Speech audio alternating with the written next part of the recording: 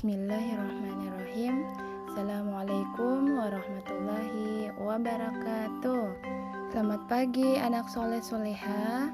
Hari ini kita berjumpa lagi, tepatnya Jumat 17 Juli 2020 bersama Ustazah Rani. Hari ini kita kembali akan belajar tentang tema 1. Sebelum kita mulai pelajaran hari ini, Ustazah akan memastikan anak soleh dan soleha sudah menyiapkan buku paket, buku tulis, pensil, dan penghapus. Apakah sudah siap semua? Nah, sebelum kita mulai pembelajaran pada hari ini, sebelumnya kita berdoa bersama. Ustazah ya yang pimpin doa. Sekarang anak soleh soleha angkat kedua tangannya. Kita berdoa belajar sebelum kita mulai pembelajaran. Doa belajar dimulai. Bismillahirrahmanirrahim. Rabbi zidna ilman warzuqna fahma, yang artinya, ya Allah, limpahkanlah ilmu pemahaman yang baik kepada kami. Amin ya rabbal alamin. Baiklah, kita masuk pada pembelajaran kita hari ini. Sebelum kita mulai, Ustazah akan menyampaikan tujuan pembelajaran hari ini. Yang pertama, menceritakan pengalaman menerapkan sila ketiga dan sila keempat Pancasila. Yang kedua, lewat video ini, anak soleh dan soleha bisa menyebutkan ungkapan yang terdapat di dalam teks bacaan dan teks percakapan. Nah, kita masuk ya pada tema 1, subtema 1, hidup rukun di rumah, masuk pada pembelajaran 5 dan 6. Nah, dengarkan ya. Kita baca bersama. Udin dan Mutiara rukun dalam melakukan tugas-tugas di rumah. Mereka mempunyai tugas membersihkan rumah dan halaman. Lalu, bagaimana agar tugas itu dapat diselesaikan dengan baik? Kita lanjut, bacalah teks berikut. Ayo, mari kita membaca sama-sama. Kebersihan rumah tempat tinggal Udin selalu terjaga. Setiap anggota keluarga bertugas menjaga lingkungan rumah. Udin dan Mutiara bertugas menjaga keindahan halaman rumah.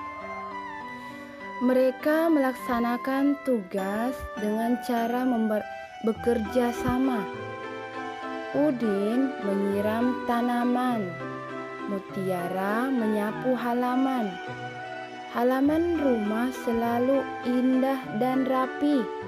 Ayah dan ibu senang karena anak-anaknya cepat kaki, ringan tangan. Wah, apa itu cepat kaki, ringan tangan? Ada yang tahu? Ayo, anak soleh siapa yang tahu? Ustazah bantu jawab ya, sebentar. Sebelum Ustazah bantu jawab, kita jawab dulu pertanyaan. Ada 8 pertanyaan. Pertanyaan pertama, mengapa halaman rumah Udin selalu indah dan rapi? Ada yang tahu jawabannya? Kalau Ustazah jawabannya adalah karena Udin dan Mutiara bekerja sama untuk membersihkan halaman rumahnya. Pertanyaan kedua, Apa akibatnya bila Udin dan Mutiara tidak bekerja sama? Kalau Udin dan Mutiara tidak bekerja sama, berarti rumahnya akan kotor. Pertanyaan ketiga, apakah sikap Udin dan Mutiara menunjukkan pengamalan sila Pancasila? Iya atau tidak? Nah, jawabannya iya. Udin dan Mutiara menunjukkan pengamalan sila Pancasila dengan cara kerjasama atau bergotong royong. Pertanyaan keempat, sila keberapakah kerjasama Udin dan Mutiara? Jawabannya masuk pada sila ketiga. Nomor 5, jelaskan alasannya. Ya, alasannya karena Udin dan Mutiara bekerja sama membersihkan halaman rumahnya atau pekarangan rumahnya. Nomor 6, menurut pendapatmu, menurut pendapatnya anak soleh dan soleha, apakah Udin dan Mutiara mengamalkan sila ketiga Pancasila? Jelaskan. Apakah Udin dan Mutiara mengamalkan? Jawabannya apa? Ya atau tidak? Kalau jawabannya Ustazah, iya. Karena Udin dan Mutiara membersihkan halaman rumahnya. Nomor 7, tuliskan pengalamanmu atau yang pernah anak soleh lakukan di rumah dalam menerapkan sila ketiga Pancasila. Misalnya, bantu bundanya cuci piring, bantu ayahnya cuci mobil atau motor, bantu merapikan adiknya mainannya. Nah, seperti itu. Ditulis ya jawabannya di buku tulisnya. Pertanyaan terakhir, nomor 8. Apa makna dari ungkapan cepat kaki ringan tangan? Ada yang tahu? Ayo, siapa yang tahu? Kalau tidak tahu, Ustazah kasih tahu. Ungkapan cepat kaki ringan tangan artinya adalah orang yang suka menolong, orang yang sering membantu orang lain. Nah, itu artinya ungkapan cepat kaki ringan tangan. Nah, semua jawabannya nomor 1, 2, 3, 4, 5, 6, 7 dan 8 ditulis di buku tulisnya. Nah, selanjutnya perhatikan kalimat ini. Nomor 1, Udin menjadi juara pertama lomba menggambar, tetapi ia tetap rendah hati. Yang kedua, ayah dan ibu mengasihi buah hatinya. Yang ketiga, Udin senang mendapat buah tangan dari ayah. Nomor 4, Udin dijuluki cepat kaki, ringan tangan karena selalu mengerjakan tugas dengan baik. Nomor 5, masalah harus diselesaikan dengan kepala dingin agar tidak terjadi pertengkaran. Nah, pada kalimat 1, 2, 3, 4, dan 5 di dalam kalimatnya ada kata ungkapan. Nah, tugasnya mencari yang mana kata ungkapan lalu mengartikannya. Ustazah bantu ya. mencari kata ungkapan nomor 1. Udin menjadi juara pertama lomba menggambar, tetapi ia tetap rendah hati. Yang mana kata ungkapan? Kata ungkapannya adalah rendah hati. Ditulis ya jawabannya. Nomor 1, rendah hati. Nomor 2, ayah dan ibu mengasihi buah hatinya. Kata ungkapannya yaitu buah hati atau apa? Buah hati? Anak atau anak kesayangan. Nomor 3, Udin senang mendapat buah tangan dari ayah. Buah tangan artinya, siapa yang ingat? Buah tangan adalah oleh-oleh.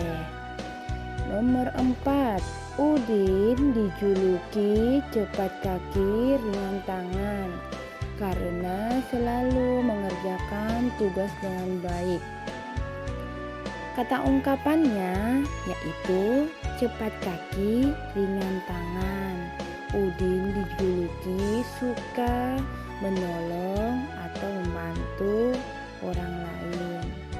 Yang kelima, masalah harus diselesaikan dengan kepala dingin agar tidak terjadi pertengkaran. Kata ungkapannya adalah kepala dingin. Kepalanya dingin berarti ada dong es batunya di kepalanya. Bukan seperti itu maksudnya. Menyelesaikan masalah dengan kepala dingin adalah dengan tenang, sabar, tidak marah-marah. Itu artinya menyelesaikan masalah dengan kepala dingin, bukan kepalanya ada es batunya. Kepala dingin ya jawabannya nomor 5. Kata ungkapannya artinya menyelesaikan masalah dengan sabar.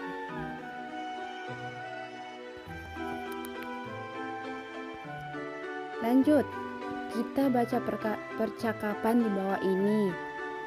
Ayah, hari Minggu atau Ahad kita akan berwisata. Kalian ingin pergi kemana? Udin menjawab, aku ingin pergi ke kebun binatang. Lalu Mutiara menjawab, bagaimana kalau ke pegunungan saja? Nah, ibunya menjawab, wah, ada 2 pendapat nih, mana yang akan kita pilih? Lalu Udin menjawab, liburan kali ini saya ingin ke kebun binatang. Ayahnya jawab, mari kita ambil jalan tengah. Ada yang mau mengajukan? Mutiara menjawab, begini saja, saya punya usul. Liburan kali ini kita pergi ke kebun binatang. Liburan selanjutnya kita pergi ke pegunungan. Lalu Udin menjawab lagi, kakak baik sekali. Maaf ya kak, aku sudah bicara terlalu keras tadi. Baik, aku setuju. Ibunya menjawab, itulah manfaatnya kalau persoalan diselesaikan dengan kepala dingin. Lalu ayahnya menjawab, kalian memang anak-anak yang hebat. Nah, dari percakapan tadi ada kata ungkapan. Yang pertama, jalan tengah. Ada yang tahu artinya jalan tengah? Nah, jalan tengah adalah mengambil keputusan yang baik, tidak saling berebutan agar mendapatkan solusi.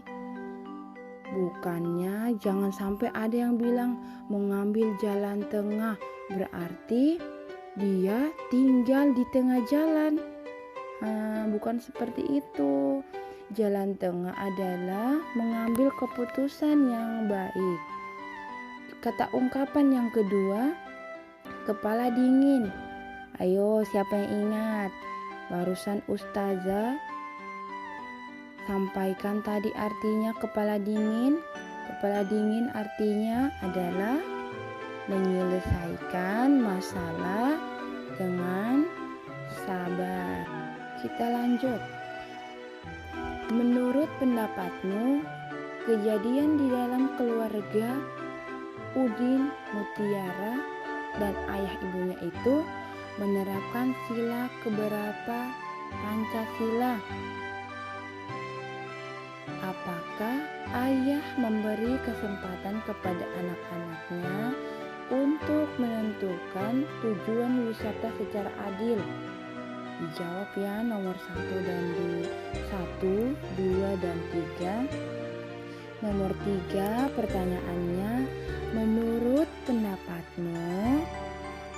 pendapatnya anak soleh dan soleha, peristiwa itu merupakan sila keberapa Pancasila? Menurutnya sila ketiga atau sila keempat? Dijawab ya anak soleh, di buku tulisnya. Nah, kita lanjut pada slide berikutnya. Nah, apakah kalian ingat dengan lambang Pancasila di bawah ini dan bagaimana bunyinya? Ada yang ingat lambang di samping gambar apa? Ayo. Gambarnya adalah apa? Ya, benar sekali. Gambar di bawah ini adalah pohon beringin. Pohon beringin adalah lambang Pancasila ketiga. Apa bunyinya? Pancasila ketiga yang berbunyi Persatuan Indonesia. Adapun contoh penerapan sila ketiga Pancasila di rumahnya adalah: pertama, bergotong royong atau kerjasama membersihkan rumahnya. Dia kerjasama membersihkan rumahnya, misalnya kayak tadi Ustazah sampaikan, menyapu, membersihkan halaman rumah, bantu ayah bundanya. Nah, itu adalah penerapan sila ketiga. Terus selanjutnya, tidak bertengkar dengan adiknya atau kakaknya. Wah, ternyata tidak bertengkar dengan saudara kita itu adalah salah satu penerapan kita kepada Pancasila ketiga. Gimana? Sudah paham? Nah, pembelajaran hari ini cukup di sini. Sampai berjumpa lagi di hari Senin. Semoga dapat dipahami ya. Jangan lupa dijawab di buku tulisnya. Nah, sekian dari Ustazah dan terima kasih. Assalamualaikum